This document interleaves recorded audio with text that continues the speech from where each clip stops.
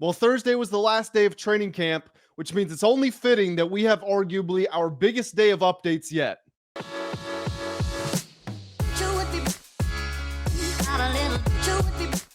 What's going on, everybody, and welcome back to the Full Command Show. My name is Grant Mitchell, and we are here to talk about everything involving the Washington Commanders. We got an awful lot to dive into today. Like I mentioned, it was the final day of training camp practice. We have finally made it through the tough times. The regular season is just about 2.5 weeks away, a little bit less as a matter of fact. And on today's show, we've got updates. Jayden Daniels speaking about Terry McLaurin's contract. Why is he confident that a resolution is coming soon? Dan Quinn names some of his standouts, superlatives from camp and team insiders. We got it all coming up. Injuries, players back at practice. Terry's back out on the field with his teammates. We got it all coming up in this episode. And without further ado, let's go ahead and let's dive right into it. Let's start it off with comments from Dan Quinn, who did his customary media availability before practice today. He said a bunch of different things related to different avenues and topics, so I'm just going to spit them all out to you. First, he talked about the offensive line upgrades. He says that they will allow the team to use more gap scheme runs. Essentially, this means getting horizontal more, having more pullers and guys moving out in space, guards, tackles. You saw it on the GT counter with BMitch against the Bengals on that 27-yard touchdown run. So more of that. That fits into the Commanders' strengths and style of play, allows them to leverage Jayden Daniels' speed and running ability even more. So that'll be a very cool opportunity for the team, and look for expanded running opportunities in the playbook. He was also asked about the most improved players in this camp period. He said that it's easy to default to second-year players. He picked a couple of those guys: Jordan McGee, Luke McCaffrey, Brandon Coleman, and Mike Sainristil. But then he mentioned one non-second-year player. Now, granted, it is a third-year player, but Quan Martin, who's a name that we are going to talk about in just a couple of minutes as well. But it's a name it's a recurring name that a lot of people have been mentioning as someone who has stood out in camp so far, which means that I'm definitely excited to see him. He played played last season with both separated shoulders. I think he did one of them in like week 3 and then the other in week 7, maybe. And he was playing professional football with 2 separated shoulders. I don't even know how that's possible, but a new year for Quan, third-year player, getting the reps, developing, and he's healthy. I am excited to see him. Dan Quinn also confirmed that Chris Rodriguez Jr., now that Brian Robinson Jr. is out of the picture, C-Rod will be the short yardage and goal line back. So if you are a big fantasy football player, expect C-Rod to vulture some touchdowns around the goal line. So make sure that you have him stashed up and you grab him off the waiver wire if possible. On Jaylen Lane, he said he is the one that I see the ascension taking place. We're also going to talk about Jaylen Lane in just a little bit, but to pretty much everybody I know's eyes, Deebo's looked like the best receiver, and then you've seen Lane clearly separate themselves from the pack. And to a lot of us Hokies, I know I moved my Virginia Tech flag that used to be back here, but OG subscribers, you guys remember. To those of us who were Hokies or Virginia Tech fans, college football fans, we knew Jaylen Lane had potential when he was there. The problem was that he wasn't utilized in a great way because Virginia Tech's offensive scheme was just so baffling. The OC is pretty incompetent. No offense to Mr. Tyler Bowen there. Also, the quarterback play at Virginia Tech wasn't good, and their starting quarterback, Kyron Jones, was injured. So now that he's getting paired up with a legit quarterback in Jayden Daniels, you're starting to see the best of Jaylen Lane. So that's pretty cool. Final note from DQ here, and it's so ironic that we get this today. I put out a video earlier today going over my 53-man roster predictions. I had Noah Brown not making it because I said I thought he was going to start the year on PUP, hadn't played in a game since December 1st, hasn't been practicing in a long time, got injured last year, got injured during the offseason. Well, we did get the Noah Brown update we'd all been waiting for from DQ. Said he is, quote, pushing past the rehab portion of his return to play. He is working on acceleration and deceleration currently. There is some optimism that he might be available for week 1, but we do have to wait and see. Now, a really quick update on Jayden Daniels and Terry McLaurin. I mentioned that Jayden was speaking about Terry's future with the team. We don't know the full context of what he said, but according to The Athletic's Diana Russini at DM Russini on Twitter, She interviewed Jayden today. The full interview will be out tomorrow, but the caption that she put out today was Jayden Daniels is very optimistic. Wide receiver Terry McLaurin will get a deal done soon and believes both sides will come to an agreement. Could very well be coach speak, whatever the equivalent of that is for a quarterback. We know that Jayden doesn't want to start any controversy, but still, Jayden reaffirming the fact that there's an expectation that a deal will get done before the team takes the field in week 1 against the Giants. Again, that full interview with Diana Russini does come out tomorrow, so tune into that. Okay, let's talk about some camp superlatives here. This is according to JP Finlay and Brian Mitchell, who have their show, BMitch and Finlay, which that's the full name of the show, right? Just BMitch and Finlay. Yeah, two guys who are they do an awesome job.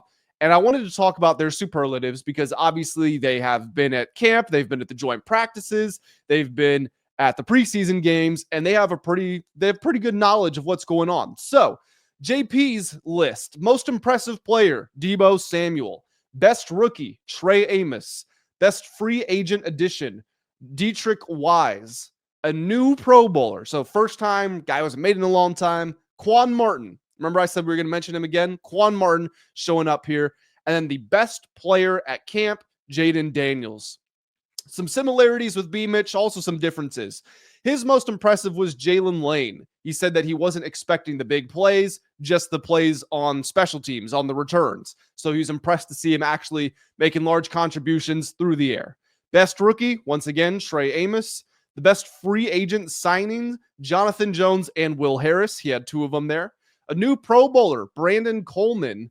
And the best player at camp, Jayden Daniels. It would be pretty freaking cool if Brandon Coleman was a Pro Bowler, because then you've got a Pro Bowl, 4 or 5-time Pro Bowl left tackle Laramie Tunsil, Pro Bowl Brandon Coleman, really good, really steady, not Sam Cosmi, Tyler Biadasz, a Pro Bowl Sam Cosmi, and then a first-round rookie, Josh Connerly, who we've seen go on a very fast upward trajectory throughout this camp.